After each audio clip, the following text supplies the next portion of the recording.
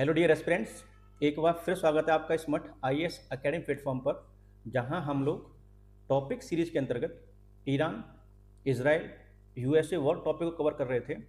उसी डिस्कशन के अंतर्गत आज हम लोग ईरान की फिजिकल ज्योग्राफी देखने का प्रयास करेंगे, क्योंकि अगर यूपीएससी ने यहाँ से कोई मैपिंग से रिलेटेड सवाल उठाया या क्वेश्चन लिया आपसे, तो कहीं ना कहीं आप उसे सॉल्व करने की स्थिति में रहें, क्योंकि ये मुद्दा अत्यधिक हाईलाइटेड है।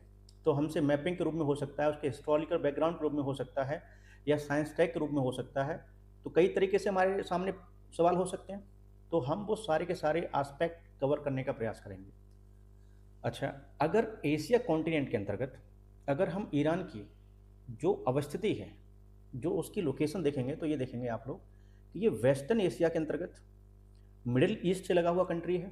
तो कहीं ना कहीं मिडिल ईस्ट के अंतर्गत ये सेकंड लार्जेस्ट कंट्री है क्षेत्रफल के आधार पर, उसके एरिया के आधार पर। सबसे बड़ा देखेंगे तो सऊदी अरब है।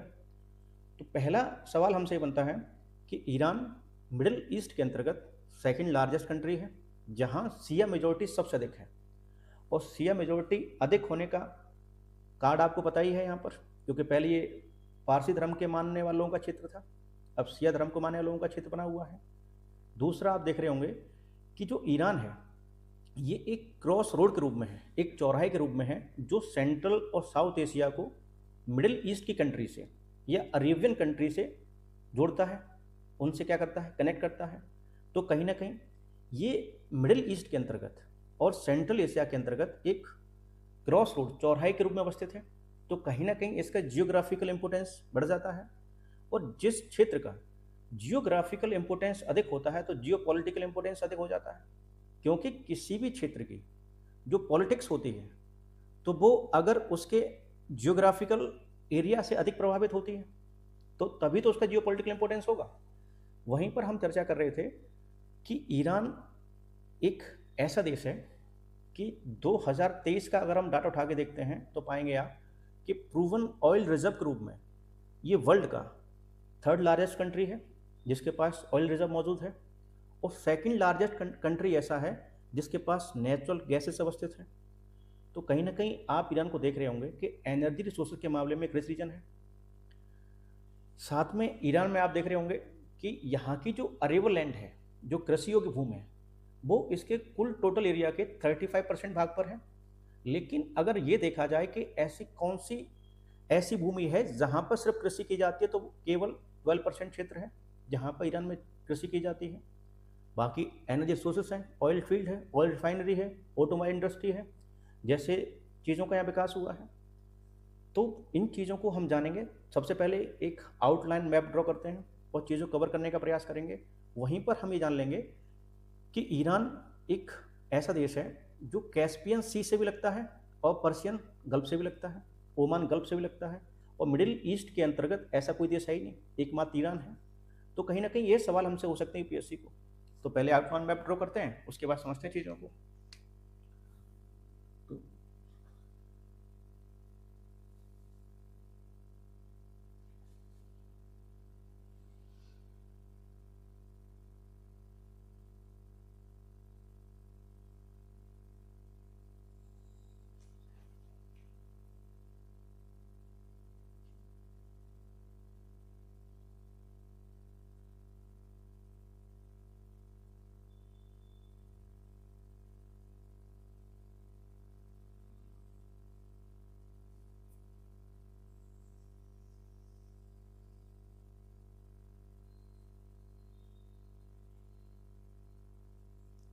ठीक, तो कुछ चीज़ों को हम लोग कलर चेंज कर लेते हैं, जिस चीज़ें समझ में आसानी से आ जाए।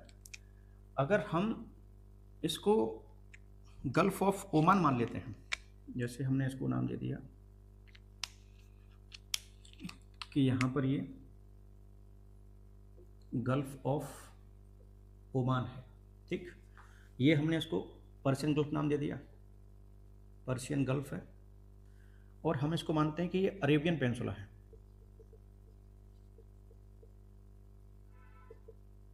पेनिनसुला है, जिस पे यूएई अरब कंट्री जैसे देश अवस्थित हैं।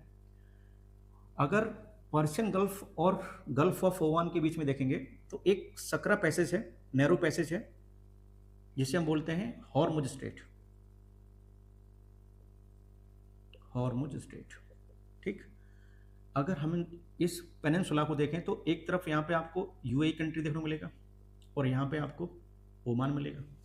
ठीक, दूसरा क्या है कि आप देख रहे होंगे कि इधर जो देख रहे हैं वो हमारा कैस्पियन सी है,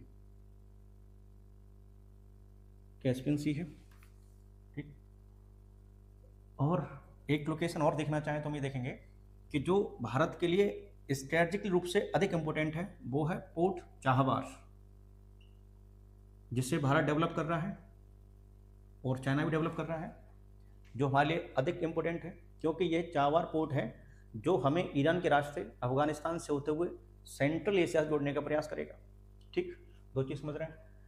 और अगर आप कैस्पियन जो सी है उसके पैरेलल देखेंगे, उसके जो कोस्टल एरिया है उसके समानांतर देखेंगे तो माउंटेन एलब्रुज है। ठीक, तो अगर हम यहाँ से देखें इस तरीके से देख रहे हैं हम लोग, इस माउंटेन रेंज को नाम दे दिया हमने एलब्रुज माउंटेन, है ना, एलब्रुज माउंटेन है ये हमारा। ठीक, और इसके हम देख रहे हैं नॉर्थ वेस्ट से अगर हम ईस्ट की ओर आ रहे हैं, ईस्ट का मतलब क्या होगा, साउथ ईस्ट की ओर आ रहे हैं, तो यहाँ पर हमें एक माउंटेन देखने को मिलेगा जैग्रोस या जाग्रोस माउंटेन।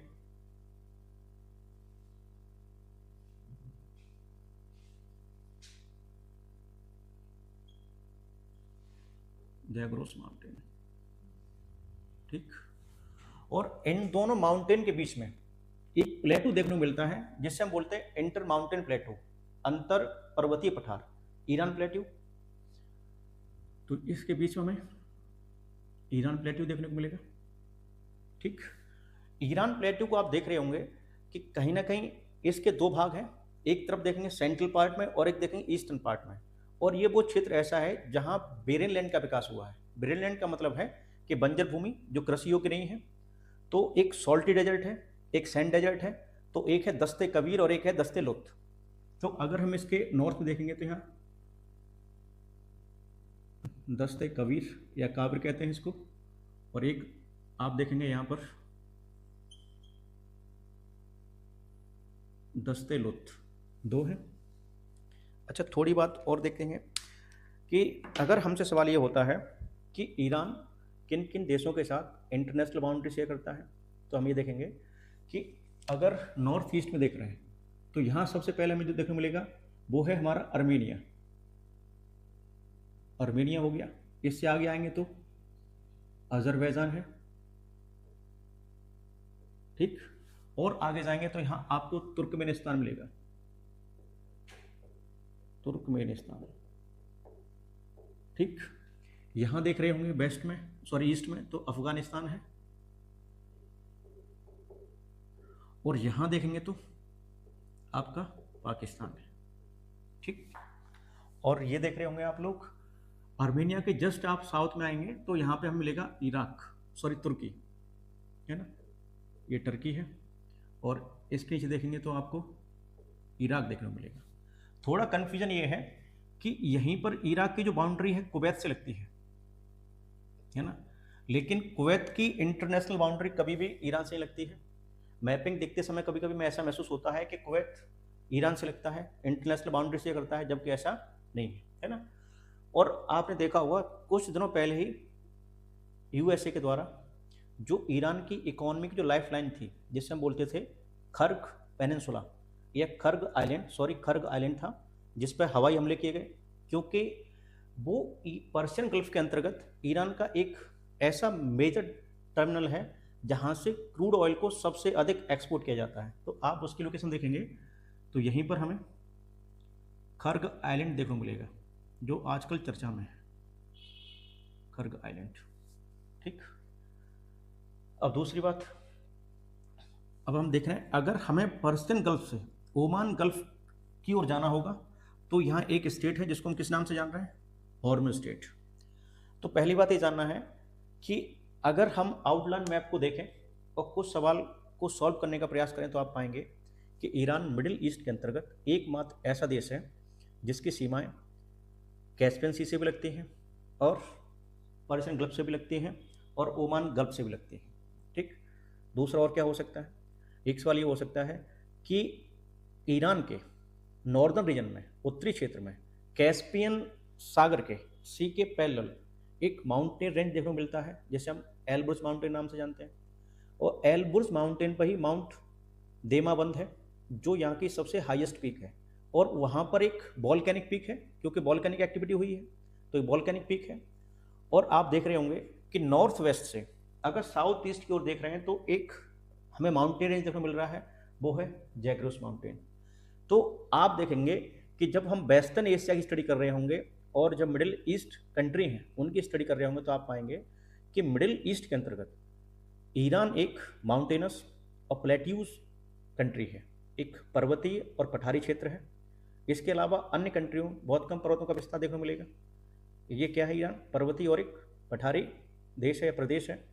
वहीं पर आप देख रहे होंगे कि ईरान में एक इंटर माउंटेन प्लेट्यू है, जिसको हम ईरान प्लेट्यू के नाम से जानते हैं, अंतर पर्वतीय पठार, अर्थात एक ऐसा प्लेट्यू जिसका फॉर्मेशन दो पर्वतों के बीच में हुआ हो या जिसके चारों ओर माउंटेन देखने को मिलते हो, माउंटेन रेंज का विकास हुआ हो, तो उसे हम बोलते हैं inter mountain plateau, Iran mountain plateau है।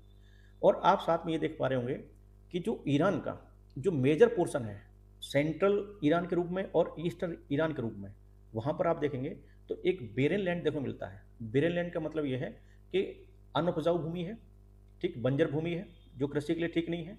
और साथ में आप देखेंगे कि यहाँ सॉल्टी डेजर्ट के साथ साथ आपको सैंड डेजर्ट देखने को मिलेगा। और जहाँ सॉल्ट डेजर्ट अधिक है और सैंडी डेजर्ट होता है, तो वहाँ फर्टिलाइजर निकलने की संभावना सबसे अधिक होती है। तो हम ये चीज़ देख रहे हैं। और कैस्पियन सी के पास अगर किसी देश की सीमाएं लग रही हैं, तो अभी हाल ही में देखा गया था कि कैस्पियन सी के पास जो ईरान का क्षेत्र पड़ता है, वहाँ पर ऑयल रिजर्व के अत्यधिक भंडार पाए गए हैं। तो आप देखेंगे वर्ल्ड लेवल पर 2023 को डाटा मान लें तो ये दुनिया की तीसरी सबसे बड़ा एक ऐसा देश है जिसके पास ऑयल रिजर्व मौजूद है, तीसरे नंबर में। और दूसरे नंबर का एक ऐसा देश है जिसके पास एलपीजी गैस है, नेचुरल गैस उपस्थित है, फर्टिलाइजर्स हैं इसके पास, ठीक। और ईरान को हम देखेंगे, देखिए ईरान के अंतर्गत या किसी भी देश अंतर्गत अगर हम अरेबल लैंड देख रहे हैं, अरेबल लैंड का मतलब होता है कृषि योग्य भूमि। अगर फर्टाइल सॉइल मिलती हो, जहाँ फर्टाइल सॉइल होगी वहाँ लोग कृषि करेंगे। तो वो कहाँ होगी, जहाँ इरीगेशन सिस्टम डेवलप हुआ होगा, सिंचाई व्यवस्था हुई होगी। और सिंचाई की व्यवस्था नेचुरल रूप से किस रूप में हो सकती है, एक लेक के रूप में हो सकती है, रिवर सिस्टम के रूप में हो सकती है, पॉन्ड्स के रूप में हो सकती है, तालाब के रूप में हो सकती है, झील के रूप में हो सकती है। तो ईरान का एक ऐसा भूभाग है ना, जहाँ ईरान के अंतर्गत रिवर सिस्टम का विकास हुआ है, नदी तंत्र का विकास हुआ है, वहाँ पर लोगों ने कृषि करना शुरू कर दिया है। और देखेंगे कि जहाँ ईरान में नदियाँ जो देखने को मिलती हैं, वो एक तरीके से सीजनेबल रिवर हैं, जो बरसात के समय अधिक उन्हें पानी फ्लो होता है। तो ईरान के अंतर्गत आपने देखा होगा कि जो कारून रिवर है, मोस्ट सिग्निफिकेंस रिवर है यहाँ पर, सबसे अधिक महत्वपूर्ण नदी है यहाँ की और सबसे लंबी नदी भी है। और आप देखेंगे कि यहीं पर एक लेक उर्मिया है, जो ईरान की सबसे लार्जेस्ट वाटर बॉडी है, एक तरीके से हाइपर सैलाइन वाटर बॉडी है। और एंडोरिक है, एंडोरिक होने का मतलब यह है कि एक तरीके से लैंडलॉक लेक है, स्थल आबद्ध झील है, जिसकी कोई भी सीमा किसी भी सागर से नहीं लगती है। तो कुछ चीज़ों को हम मैपिंग के माध्यम से जानने का प्रयास करेंगे। देखिएगा, अगर हमें कहा जाए कि ईरान में आप देखेंगे कि जो अरेबल लैंड है वो हमें कहाँ देखने को मिलेगी, जहाँ ईरान में नेचुरल रूप से रिवर सिस्टम देखने को मिलता होगा, या ईरान ने आर्टिफिशियल रूप से इरिगेशन सिस्टम डेवलप किया होगा, तो वहाँ लोग कृषि करेंगे। और कृषि के रूप में वहाँ के क्लाइमेट के अनुकूल ही वहाँ पर कृषि की जाएगी। तो जैसे आप देखेंगे यहाँ पर अधिकतम कृषि में आप देखेंगे एक सैफरॉन की खेती होती है। ईरान का सैफरॉन वर्ल्ड में सबसे अधिक फेमस है। साथ में आप देखेंगे पिस्ताकियो है, अर्थात पिस्ता की यहाँ खेती आपको मिलेगी। और आप देख रहे हैं वीट मिलेगा, गेहूँ और चावल देखने को मिलेगा हमें कहीं ना कहीं। ये किसके लिए इंपोर्टेंस हो गया, उसका अरेबल लैंड के रूप में हो गया। तो आप देखिएगा कि जो ये एल्ब्रुस माउंटेन है, एल्ब्रुस माउंटेन पर देखेंगे यहीं पर है एक माउंट देमाबंद, है ना, माउंट देमाबंद, जो हाईएस्ट पीक है ईरान के अंतर्गत। और हाईएस्ट पीक क्या है, एक वॉल्केनिक पीक भी है, ठीक। तो कह सकते हैं ये क्या है, हाईएस्ट पीक है, हाईएस्ट पीक है ना। और दूसरी बात देखेंगे कि जो ये हम माउंटेन रेंज देख रहे हैं, एल्ब्रुस माउंटेन है, इसके नॉर्थ में जो कोस्टल प्लेन है, जो कैस्पियन सी से लगता है, वहां पर क्या है, कि रिवर्स सिस्टम डेवलप होने के कारण वहाँ अरेबल लैंड का विकास हुआ एक नैरो स्ट्रिप के रूप में, एक संकीर्ण पट्टी के रूप में, या कृषि योग्य भूमि का विकास हुआ है और लोग यहाँ कृषि करते हैं। तो आप देख रहे होंगे कि जो ये क्षेत्र है नॉर्दर्न रीजन और जो कोस्टल प्लेन है जो कहाँ लगता है, कैस्पियन सी से लगता है, तो कहीं ना कहीं ये यहाँ पर एक अरेबल लैंड के रूप में है ना, एक कृषि योग्य भूमि के रूप में है। और आप देखेंगे जाग्रोस माउंटेन के साथ में जो क्षेत्र पर्शियन गल्फ से लगता है और जो उसका कोस्टल प्लेन है, ये वाला प्लेन, यहाँ भी क्या है, अरेबल लैंड का विकास हुआ है। यहाँ भी आप देखेंगे अरेबल लैंड का विकास हुआ है। तो ये सब क्या है, कृषि योग्य भूमि है, अरेबल लैंड का विकास हुआ है। ठीक, अब दो चीज़ समझिएगा। अगर हमसे आउटलाइन मैप को हम दिमाग में रखते हुए कुछ सवालों को जानने का प्रयास करें तो आप ये पाएंगे कि सबसे पहले हमें ये समझ में आ जाएगा कि जो ईरान की जो इंटरनेशनल बाउंड्री है वो किन किन देशों के साथ लगती है। दूसरी बात क्या है कि ईरान के नॉर्दर्न रीजन में, उत्तरी क्षेत्र में, कैस्पियन सी के पैरेलल किस माउंटेन रेंज का विकास हुआ है। तो आप पाएंगे कि माउंटेन एल्ब्रुज रेंज है, जिसकी सबसे हाईएस्ट पीक माउंट देमाबंद है, जो एक वॉल्केनिक पीक है और ईरान के एल्ब्रुज पर्वत की सबसे ऊंची चोटी होने के साथ साथ ईरान का सबसे हाईएस्ट पॉइंट है। साथ में आप देख रहे होंगे कि नॉर्थ वेस्ट से लेकर साउथ ईस्ट की ओर पर्शियन गल्फ के पैरेलल एक माउंटेन रेंज विकसित हुई है, उसे जैग्रोस माउंटेन कह रहे हैं। और हम ये देख रहे हैं जैग्रोस माउंटेन और पर्शियन गल्फ के बीच में जहाँ जो कोस्टल प्लेन देखने को मिलता है, वहाँ रिवर्स सिस्टम डेवलप होने के कारण, विकसित होने के कारण वहाँ पर अरेबल लैंड का विकास हुआ है, कृषि योग्य भूमि का विकास हुआ है। और वहीं पर हम देख रहे थे कि एल्ब्रुज माउंटेन और कैस्पियन सी के बीच में जिस कोस्टल प्लेन का विकास हुआ है वो भी एक अरेबल लैंड के रूप में है, एक कृषि योग्य भूमि के रूप में विकसित हुआ है, जहाँ पर हम देख रहे थे कि एक केसर की और एक पिस्ते की और चावल की, और आप देख रहे हैं गेहूं की खेती सबसे अधिक होती है। वहीं पर हम देख रहे हैं कि ईरान का जो मेजर पोर्शन सेंट्रल एशिया के रूप में, सॉरी सेंट्रल ईरान के रूप में और ईस्टर्न ईरान के रूप में है, वहाँ पर क्या है, वो एक बेरन लैंड है और डेजर्ट है। तो यहाँ पर कृषि करना मुश्किल है क्योंकि बंजर भूमि कृषि नहीं हो सकती है। तो आप देखेंगे कि यहाँ पर दो हमें डेजर्ट देखने मिलेंगे, एक है दस्ते कबीर और एक है दस्ते लुत्फ। और दस्ते कबीर क्या है कि ईरान प्लेटू के नॉर्थ में अगर देखेंगे तो दस्ते कबीर एक सॉल्ट डेजर्ट है जिसे हम ग्रेट सॉल्ट डेजर्ट भी कहते हैं। और उसके साथ में देख रहे हैं तो दस्ते लुत्फ है, वो भी ईरान प्लेटू के अंतर्गत है। आप जाएंगे ईरान प्लेटू का जब ईस्टर्न की ओर अधिक विस्तार होता है, एक्सटेंशन होता है, तो आप देखेंगे तो यहाँ पर दस्ते लुत्फ डेजर्ट है जो एक सैंडी डेजर्ट है जहाँ सैंड ड्यून्स देखने को मिलते हैं। सैंड ड्यून का मतलब होता है कि चलने वाली हवा के द्वारा रेत के द्वारा बनाए गए स्तूप, जिसे सैंड ड्यून्स कहते हैं, वहाँ देखने को मिलेंगे। और जहाँ सैंड ड्यून्स मिलेंगे तो वहाँ पर होने वाले सेडिमेंटेशन के कारण वहाँ क्या होता है, सैंड स्टोन का विकास होता है, जो एक तरीके से सेडिमेंट्री रॉक है, अवसादी रॉक है। ठीक, तो अगर हम कह रहे हैं कि ये दस्ते कबीर ग्रेट सॉल्ट डेजर्ट है तो हमें क्या मिलेगा, यहाँ सॉल्ट रॉक देखने को मिलेगा। दोनों रॉक कैसी हैं, सेडिमेंट्री रॉक है, अवसादी चट्टान है। अब और देखते हैं, अगर हमसे कहा जाए कि बताइए कि पर्शियन गल्फ को गल्फ ऑफ ओमान से कौन सी स्टेट जोड़ती है, तो बोलेंगे हॉर्मुज स्टेट जोड़ती है। जहां स्टेट की बात होती है, जल संधि की बात होती है, तो जल संधि का मतलब होता है कि दो वाटर बॉडी आपस में कनेक्ट होंगी। ठीक, और जब दो वाटर बॉडी आपस में कनेक्ट होंगी तो कहीं ना कहीं लैंड मास अलग हो रहा होगा, जो स्थल खंड है वो अलग होंगे। तो आप देखेंगे कि जो ये स्टेट है ये गल्फ ऑफ ओमान को पर्शियन गल्फ से जोड़ती है और अरेबियन पेनिनसुला के यूएई और ओमान को ईरान से अलग करती है। और इसी आप देखेंगे कि जहां पर स्टेट हॉर्मुज स्टेट है उसी में ईरान पे यहां पर बंदर अब्बास एक पोर्ट है, ईरान का मेजर पोर्ट है। और यहीं से आप देखेंगे ट्रांस ईरानियन रेल स्टार्ट होती है। वो क्या करती है कि पर्शियन गल्फ को कहाँ जोड़ती है, कैस्पियन सी जोड़ती है, जो रीजनल कनेक्टिविटी का एक प्रमुख साधन है। तो आप साथ में एक चीज़ देख रहे होंगे कि ये तो हमने इसका देखा, हमने फिजियोग्राफी देख रहे हैं उसकी। अगर साथ में और कुछ चीज़ों को और हम लोग इस आउटलाइन मैप पर ड्रॉ करें तो पाएंगे कि एक चीज़ देखा जाए कि जो अर्मेनिया और अजरबैजान है, यहीं से एक नदी आती है जो इंटरनेशनल बाउंड्री शेयर करती है और वो जाके कहाँ गिरेगी, सीधा कैस्पियन सी में गिरती है। उस रिवर का नाम है अराक्स, या इसे अरास रिवर के नाम से भी जानते हैं। ठीक, तो कहेंगे कि अरास रिवर ईरान के साथ और अर्मेनिया एवं अजरबैजान के साथ इंटरनेशनल बाउंड्री शेयर करती है और वो कहाँ गिरती है, जाके कैस्पियन सी में गिरती है। वहीं पर देख रहे होंगे तो तुर्कमेनिस्तान है, इधर से एक रिवर आती है, वो भी कैस्पियन सी में गिरती है जाके, वो है अतरेक रिवर। अतरेक रिवर, तो कहेंगे कि अतरेक रिवर भी क्या कर रही है, यहाँ पर एक नेचुरल बाउंड्री बना रही है ईरान और तुर्कमेनिस्तान के बीच में। वहीं पर और आप देख रहे होंगे तो आप देखेंगे कि जो इराक और ईरान के बीच में यहाँ एक इंटरनेशनल बाउंड्री बना रही है, उसका नाम है सत अल रिवर। सत अल रिवर, तो कहेंगे कि 3 ऐसी ईरान के अंदर मेजर रिवर्स हैं जो इंटरनेशनल बाउंड्री शेयर करती हैं। पहला कौन सा हुआ, अतरेक, जो ईरान और तुर्कमेनिस्तान के बीच में इंटरनेशनल बाउंड्री बनाती है। दूसरा सत अल अरब, जो किसके साथ बनाती है, ईरान और इराक के साथ में। और एक कौन सी है, अरास या अराकस रिवर, जो किसके साथ बनाती है, अजरबैजान, तुर्कमेनिस्तान और ईरान के बीच में। ठीक, वहीं पर देखेंगे ईरान में एक और रिवर है जो अधिक इंपोर्टेंट है, वो है कारून रिवर, जो जैग्रोस माउंटेन से ही आती है। ठीक, तो ये कारून रिवर है जो मोस्ट सिग्निफिकेंस रिवर है, सबसे अधिक महत्वपूर्ण नदी है यहाँ की, एक है यहाँ पर कारून रिवर। इसी रिवर में आप देखेंगे जो इसकी एक ट्रिब्यूटरी है, उसका नाम है देज रिवर। देज रिवर जो ट्रिब्यूटरी है, इसका एक अपना ड्रेनेज सिस्टम है।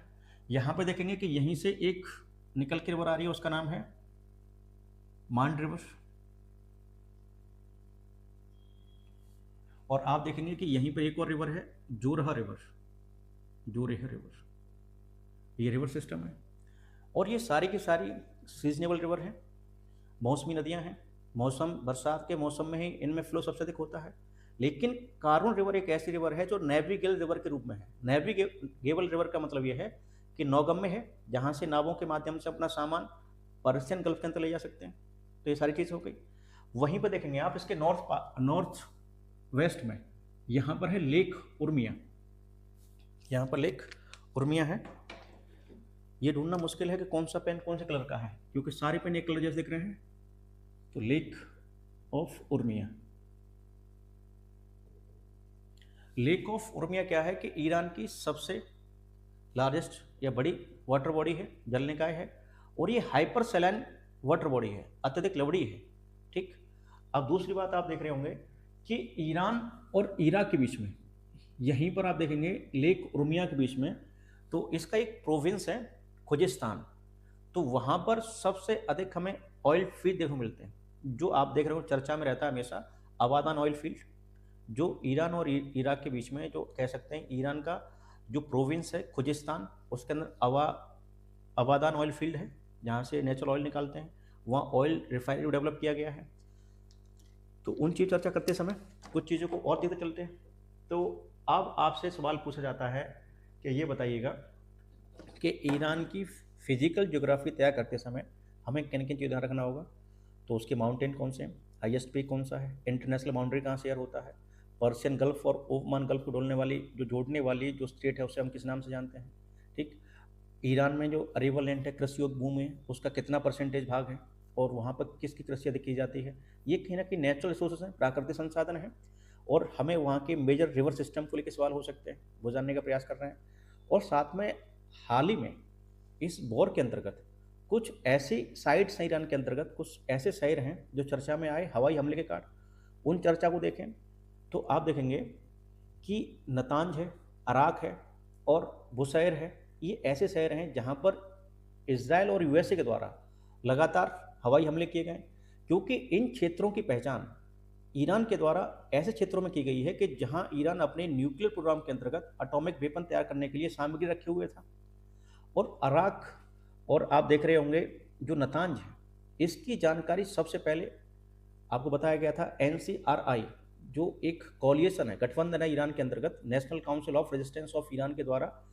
उसके द्वारा किसको दी गई थी, IEAE को दी गई थी, international atomic energy of agency को दी गई थी, क्योंकि वो एक ऐसा कोएलिशन है, ऐसा गठबंधन है जो यहाँ पे डेमोक्रेसी के लिए बात करता है, इसको सेकुलर कंट्री बनाने के लिए बात करता है। ठीक, तो वहाँ पर अमेरिका के द्वारा हवाई हमले करना। और दूसरी बात क्या है कि ईरान को आप देख रहे हैं कि ईरान को अगर कवर करना होगा तो सबसे पहले उसकी इकोनॉमी डिस्टर्ब करना चाहिए, इकोनॉमी खत्म करना होगा।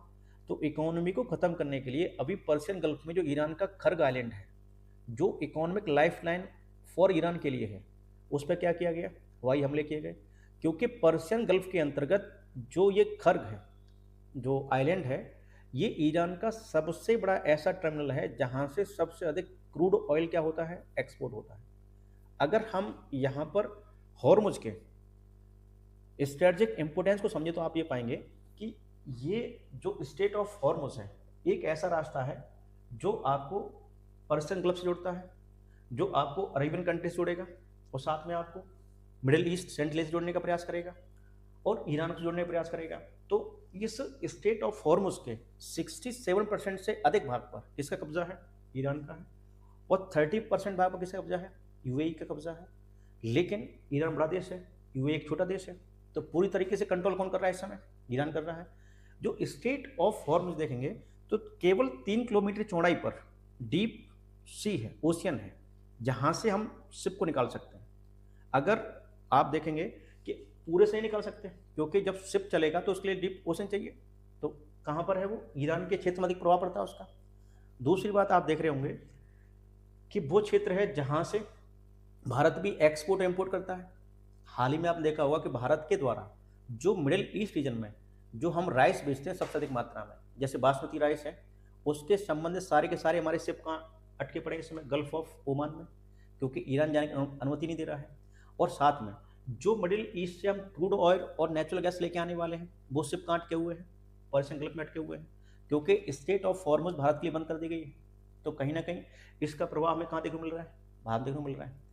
अब इन चीज़ों को जानने के बाद एक चीज़ और जानते हैं कि जो पोर्ट चाहवार है वो कहीं ना कहीं भारत के लिए स्ट्रेटजिकली रूप से अधिक इम्पोर्टेंस है, क्योंकि अगर भारत की फॉरेन पॉलिसी को थोड़ा भी ढीला किया जाता है तो कहीं ना कहीं इसको हम खो देंगे, और इसको खोने का मतलब ये होगा कहीं ना कहीं हम सेंट्रल एशियन जो कंट्री हैं उनसे कनेक्टिविटी खो देंगे, क्योंकि सेंट्रल एशियन कंट्री वो भी क्या है कि एनर्जी रिसोर्सेज के मामले में रिच रीजन है, एक समृद्ध क्षेत्र है, क्योंकि हम उनसे जुड़ना चाहते हैं, चाहे तुर्कमेनिस्तान हो, उज्बेकिस्तान हो, ताजिकिस्तान हो, ये सब क्या है, सेंट्रल एशियन कंट्री हैं जहाँ एनर्जी रिसोर्स अधिक मात्रा में, यूरेनियम अधिक मात्रा में। तो इन चीज़ों को देख रहे हैं। अगर साथ में आपसे कहा जाए कि ये बताइएगा कि जो ईरान है, ठीक, ईरान के जो कुछ प्रमुख शहर होंगे, जो मेजर सिटी होंगे जिनकी पहचान ईरान के रूप में होते हुए, जो इंडस्ट्री रूप में पहचाने जाते होंगे, तो ईरान का जो सबसे बड़ा शहर है वो है, आप देखेंगे तो तेहरान है, जो इसके कैपिटल भी है और इसकी कल्चरल कैपिटल के साथ साथ एक इकोनॉमिक कैपिटल भी है। अर्थात ईरान की जो राजधानी है वो तेहरान है, और उसके साथ साथ सांस्कृतिक और आर्थिक केंद्र भी ईरान का ही बना हुआ है। और आप देखेंगे कि तेहरान में ही टूरिज्म सबसे अधिक है, पर्यटन का केंद्र भी है, ऑटोमोबाइल इंडस्ट्री भी यहाँ पर सबसे अधिक है। तो हम देख रहे हैं कि मान लीजिए ये हमारा यहाँ पर तेहरान है, ठीक, तो ईरान का जो तेहरान है एक उसकी कैपिटल होने के साथ साथ ईरान की सबसे लार्जेस्ट सिटी है, सबसे बड़ा शहर है, और मोस्ट पॉपुलस सिटी है, सबसे अधिक जनसंख्या वाला शहर है। इसके अगर हम लोग साउथ ईस्ट में जाएंगे तो हमें यहाँ नॉर्थ ईस्ट में जाएंगे तो हमें मिलेगा यहाँ पर एक शहर मसद। जो मसद शहर है वो यहाँ का सेकंड लार्जेस्ट सिटी है, दूसरा सबसे बड़ा शहर है। यहाँ हम देखेंगे कि ऑटोमोबाइल इंडस्ट्री है, टूरिज्म सेंटर है यहाँ पर मसद शहर के अंतर्गत।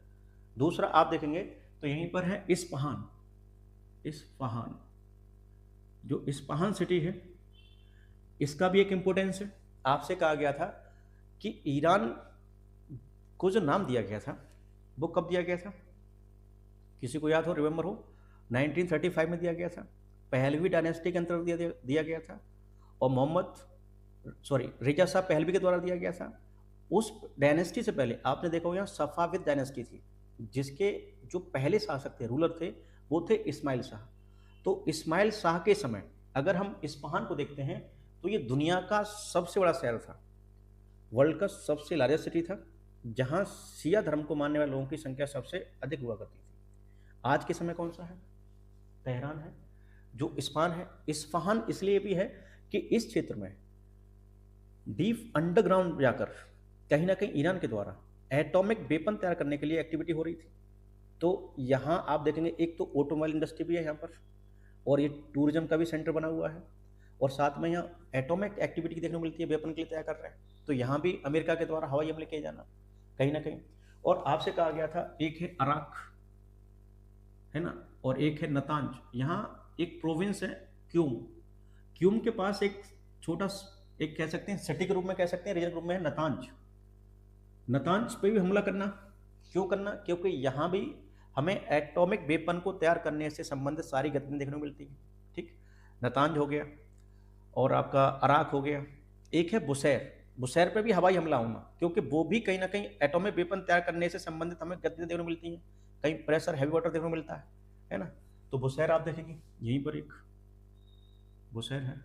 ये वो क्षेत्र हैं जो हाल ही में चर्चा में है, जहां अटैक किया गया था यूएसए के द्वारा, हवाई हमले किए गए थे। इसका मतलब यह है कि यूपीएससी में जो प्लेसेस हाईलाइटेड होते हैं वहां से सवाल आने की संभावना सबसे अधिक हो सकती है। वहीं पर हमसे देखा जाए